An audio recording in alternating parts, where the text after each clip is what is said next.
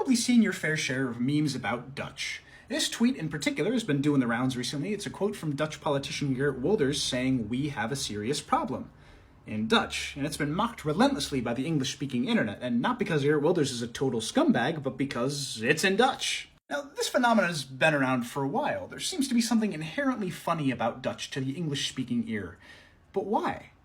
No, really, why? If you try to find a serious answer, you'll just be met with more jokes about Dutch, which is all well and good, but as someone who loves linguistics and is really fun at parties, I want to know why Dutch sounds funny to English speakers.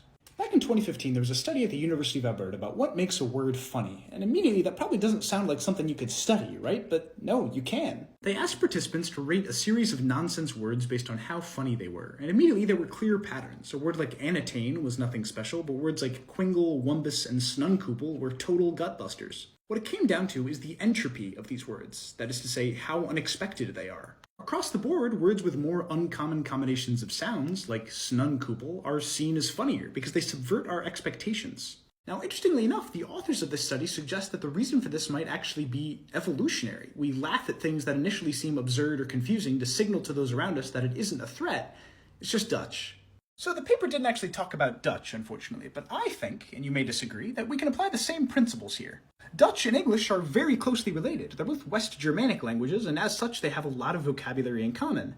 But they're definitely not the same. I think those slight differences in what are otherwise familiar words for English speakers, as well as some sequences of sounds that are common in Dutch and less so in English, put Dutch in a sort of uncanny valley. In other words, it's easy to start reading something in Dutch and subconsciously think that it's in English for a second before your expectations are joyously subverted.